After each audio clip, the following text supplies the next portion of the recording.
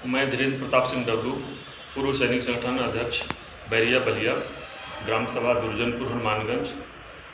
कल 15 तारीख को जब हमारे यहाँ कोटे की दुकान का आवंटन होना था, उसमें उप जिलाधिकारी महोदय सुरेंद्र पाल जी और हमारे क्षेत्राधिकारी चंद्रकेश सिंह, BDO गजेंद्र सिंह यादव और SI सदानंद यादव सारे लोग आए थे। इससे पहले मैंने कई बार SDM महोदय को और अपने BDO को बार बार जा कर के मैंने पत्रक भी दिया है कि सर हमारे यहाँ माहौल गंदा है, जिससे कोटे की दुकान की बात है, तो आप बताइए किस बेस पे करना चाहते हैं। उन्होंने ये कहा कि समूह को आगे किया जाएगा, इसके बाद जो भी जनता आएगी उसको पीछे रख दिया जाएगा, जिसका जनसमूह ज़्यादा होगा उसको कोटे की दुकान होगी। जबकि कोटे की दुकान एक इधर से धोबी का था, रेणु देवी का, जो कि माँ शायर जगदम्बा के नाम से रजिस्टर्ड था, और उधर से नारी शक्ति के नाम से था, जो कोई सीमा देवी है। ग्राम प्रधान की मिली भगत से पहले ही BDO, SDM और क्षेत्राधिकारी ने पैसे लेकर के सेटिंग कर रखा था। मुझे ये आशंका थी, फिर मैं बार बार जाकर बोल रहा था कि गाइडलाइन बताइए सर, गाइडलाइन बताइए, लेकिन कोई मानने के लिए तैयार नहीं था। फिर भी मौके पे आए, जब मौके पे आए मुझे सूचना मिली, मैं गया। मेरे तरफ से कम 1500 लोग थे, जिसमें 1000 से ऊपर महिलाएं थी, 500 लोग पुरुष थे। उनके तरफ से 300 लोग थे, और पंचायत भवन के बगल में खेत जुतवा करके और ग्राम प्रधान, BDO और ये सब अधिकारी सारे वहाँ पे वो लगा दिए थे कैंप, जबकि वहीं पे पाल लोगों का, गोंड लोगों का, पासवान लोगों का घर है। फिर भी मैं स्टार्टिंग में आकर के जब पूरा समूह आ गया वहाँ पे, तो मैं सबसे कहा, सारे अधिकारियों से कहा, बार बार कहा कि सर यहाँ पे मारपीट का बवाल होने वाला है, ये मुझे रात से ही आशंका है। इससे पहले भी आपको मैंने कई बार आपको निवेदन किया है मैंने। वो SDM महोदय और क्षेत्राधिकारी महोदय BDO बोल रहे हैं कि नहीं, कुछ नहीं होगा, कुछ नहीं होगा। जैसे भीड़ देखा तो मैं SDM साहब बोले कि नहीं, ये कोटे की दुकान ख़त्म करते हैं, अब नहीं होगा यहाँ पे, क्योंकि संख्या बहुत ज़्यादा है, कैसे होगा। हम कहें कि सर आपने ही तो कहा था कि जिधर संख्या ज़्यादा होगी उसका घोषणा होगा, तो सर अब घोषणा कर दीजिए। वो बोले कि नहीं, घोषणा नहीं करूँगा, क्योंकि उन लोगों की तो मिली भगत थी। प्रशासन मौजूद है, जैसे SDM, क्षेत्राधिकारी और BDO अपनी गाड़ी में बैठे, तब तक 80 साल के बुजुर्ग मेरे पिताजी हेडमास्टर टीचर से रिटायर है, उनको जाकर के सबसे पहले इसी पाल, यही जो अभी पता चल रहा है कि गोली लगी है, इतनी जनसंख्या थी कि उसमें गोली चल रही थी, धड़ाधड़ कारतूस दुनिया भर के सुनाई दे रहे थे। मैं उस समय मौजूदा SDM और कोतवाल के सामने खड़ा था। जब ये देखा कि उधर गोली चल रही, मैं बोला सर मैं हाथ जोड़ता हूँ, देखिए अभी उधर बवाल हो गया। मैं ये कह रहा था कि बवाल हो रहा है, बवाल हो रहा है, बवाल होगा। आप लोग बार बार कह रहे हैं कि बवाल नहीं होगा। सर ये बताइए, ये कौन सी मानसिकता है, कौन सी नैतिकता है? आप जब अधिकारी, शासन, प्रशासन जब यही करेगा तो मैं क्या करूँगा?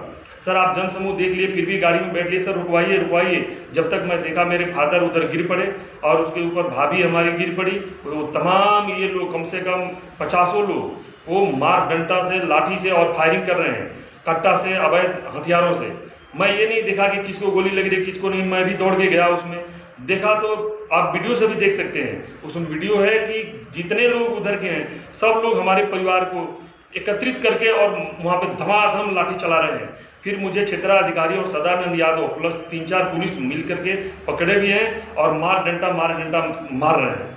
मैं तो एक पूर्व सैनिक का गर्व अपने अंदर महसूस कर रहा हूँ कि मैं एक राजपूत का सम्मानित माता पिता का बालक हूँ, और मैं गर्व से कह सकता हूँ कि मैं इंडियन आर्मी में 18 साल सेना में सेवा करके आया हूँ। इसलिए मैं जो भी हुआ, जैसे भी हुआ, मैं क्षेत्राधिकारी से हाथ छुड़ा करके और भाग निकला, क्योंकि इन लोगों का मनसा था कि मुझे मतलब पीट करके यहीं पे मार दिया जाए। उस समय मेरी कम से कम परिवार के, सभी परिवार के 3-4 भाभी और 3-4 भाई और मेरे रिश्तेदार जो पहले से यहाँ रहते थे, एक हमारे बड़े भाई का साड़ू का लड़का और उनका साला, उनको भी मार करके ग्रसित कर दिया गया है। अब ये मुझे समझ में नहीं था, वो BHU रेफर हुआ था, जो कि अभी मृत घोषित हो गया, मुझे कहीं से मालूम चला है। और शासन प्रशासन के लोग, खुद SDM साहब और क्षेत्राधिकारी महोदय मेरे घर पे आते हैं और तुरंत लाठीचार्ज करवा के औरतों पे लाठी बरसाते हैं, बच्चों पे लाठी बरसाते हैं। जो भी गाड़ियाँ थी, JCB थी, बोलेरो थी, स्कॉर्पियो थी, मेरे स्कूटा कार थी, बुलेट थी और बाइक थी, वो सब तोड़ फोड़ दिए, उठा के भी लेके चले गए। टीवी, फ्रिज, कूलर जो भी था, अलमारी वगैरह सब कुछ तोड़ दिया। ये बताइए शासन प्रशासन का क्या मंशा है? मैं तो ये नहीं समझ रहा हूँ। केवल पैसे पे काम किया जा रहा है। मैं ये नहीं कह रहा हूँ, मैंने तो देखा नहीं, लेकिन बिल्कुल पैसा लिया है। और चूंकि एसडीएम हमारे सुरेंद्र पाल जी हैं, इसलिए जो मृतक बता रहे हैं कि मृतक उधर से हुआ है वो भी पाल है, इसलिए इन्होंने भाईबंदी करके और प्रधान से मिली भगत, जबकि प्रधान उसमें कृष्ण कुमार यादव, उनका भाई विजय यादव अभी 94 दिन पहले 94 दिन वो जेल रह के आया है, 3 उसमें है। और जो भी मरा है वो मैं गर्व से कह सकता हूँ कि अभी हाई कोर्ट बेल पे हैं, वो लोग गैंगस्टर वाले हैं, ट्रेन डकैती वाले हैं, सजा याफ्ता हैं। और लोग कह रहे हैं कि गरीब आदमी, सपा के पूर्व विधायक अभी आकर के कह रहे थे जयप्रकाश अंचल की गरीब आदमी है। सजा याफ्ता को अगर गरीब आदमी कहा जाता है, मर्डरी को अगर गरीब आदमी कहा जाता है, तो ये तो समझ जाइए पत्रकार महोदय की सीधा सीधा राजनीति है। मैं तो कोई कह रहा है कि आत्मसम्मान में, मैं मानता हूं कि आत्मसम्मान में, लेकिन मैं तो ये नहीं जानता किसने गोली चलाई, किसकी गोली से वो मरे हैं। लेकिन अगर मेरे माता पिता को, भाई बहन को, जो भी परिवार के सदस्य को मारा जाएगा, तो मेरे पास चाहे जो भी रहेगा मैं तो उसे मारने की कोशिश करूंगा। लेकिन उस समय मेरे परिवार के पास कुछ नहीं था, क्योंकि हम लोग झगड़ा झंझट करने के मूड में नहीं थे। हम ये जानते थे कि जन सैलाब हमारे साथ है, 1500 लोग हैं, तो एसडीएम साहब और बीडीओ साहब, इसमें सीधा सीधा एसडीएम साहब की, बीडीओ साहब की और क्षेत्राधिकारी की, खासकर सदानंद यादव एसआई रेवती की सरेआम गलती है। क्योंकि पकड़ करके मैं बार बार चिल्ला रहा हूँ, सर हाथ जोड़ रहा हूँ, पैर पकड़ रहा हूँ कि सर देखिए मर जाएंगे, हमारे तरफ के लोग मर जाएंगे, सर आप कम से कम पुलिस से अपना रुकवाइए भगदड़ रुकवाइए। ये लोग कह रहे हैं कि नहीं, जो हो रहा है ठीक हो रहा है, जो हो रहा है ठीक हो रहा है। और ये खड़ा खड़ा तमाशा देख रहे हैं प्रशासन के लोग, शासन के एसडीएम महोदय, क्षेत्राधिकारी महोदय और बीडीओ सदानंद यादव इसमें सरेआम जिम्मेदार है। सर मैं कह रहा हूँ कि आप लोग जितना वीडियो चलाइए, अभी बताइए मेरे तरफ से पूरा परिवार उठा करके थाना में बंद कर दिया, मेरी वाइफ को बंद कर दिया गया है, कल से मेरी बहन को बंद कर दिया गया है थाने में, और बच्चों को मार दिया गया है, पूरा सामान तहस नहस कर दिया है। क्या ये मतलब शासन प्रशासन की अनदेखी नहीं कही जाएगी?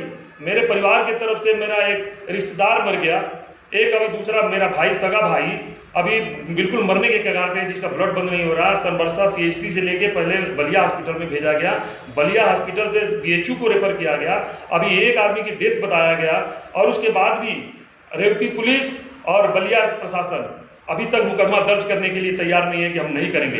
एक तरफा हमारे घर को टॉर्चर किया जा रहा है, 8 आदमी आरोपी है, जबकि उधर से कम वीडियो आप लोग देख लीजिए, जो सही हो, दूध का दूध पानी का पानी हो जाए, मुझे कोई फर्क नहीं पड़ता। मैं एक सैनिक हूँ और मुझे ये गर्व है कि मैं सैनिक हूँ, और ये मैं भारत माता की जय हमेशा बोलता आया हूँ, सीमा से समाज की ओर। मैं आज भी वही काम कर रहा हूँ और अपने उस पर अड़िग हूँ।